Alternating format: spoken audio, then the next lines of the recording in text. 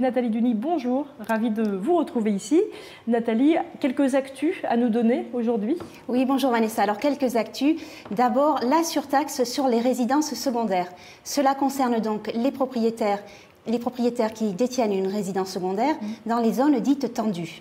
La taxe d'habitation pourrait s'alourdir jusqu'à 20% si les communes le décident. C'est quoi une zone tendue? Alors, les zones tendues, ça correspond en fait à 28 agglomérations, 1200 communes. D'accord. C'est une mesure qui devrait rapporter 150 millions d'euros à l'État.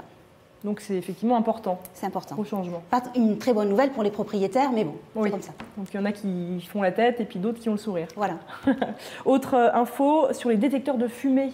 Oui, les détecteurs de fumée, vous avez jusqu'au 8 mars pour équiper votre logement d'un détecteur de fumée. Quand je dis vous, en fait, ce sont les propriétaires qui doivent payer, installer ces détecteurs de fumée. Ce sont des petits boîtiers que vous trouverez dans le commerce qui coûtent entre 20 et 30 euros. Il faut un détecteur de fumée pour 80 mètres carrés et il faut aussi un détecteur de fumée par étage. D'accord, donc si on a un petit studio de 20 mètres carrés, on n'est pas forcé d'en installer? Si, c'est obligatoire pour tous les logements. Pour tous les logements, d'accord. Donc ça s'intéresse, à partir du 8 mars. C'est pour les propriétaires. Les propriétaires doivent l'installer et les locataires doivent veiller à l'entretien. Très bien. Troisième actu, oui, c'est sur la colocation. Toujours à la mode. Hein. Un chiffre assez étonnant. Un Français sur 6 vivrait en colocation. C'est ce qui ressort d'une récente enquête d'un site d'annonce immobilière, weroom.com.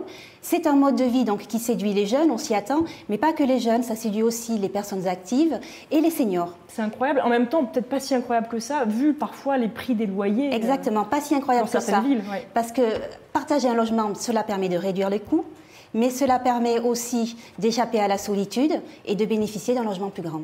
Il y a des infos sur l'âge des colocataires ou pas dans cette enquête? À travers cette enquête, on voit justement que ça séduit tout type de population. D'accord, c'est pas que les jeunes. C'est vrai qu'on pense souvent aux jeunes, aux étudiants, mais pas que. Voilà. Effectivement, ça s'élargit.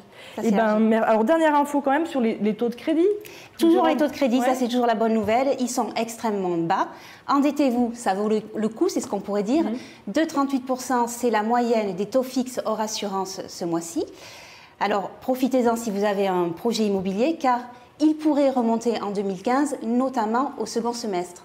On en reparlera. Donc, c'est encore et toujours le moment d'acheter, si vous avez un projet immobilier.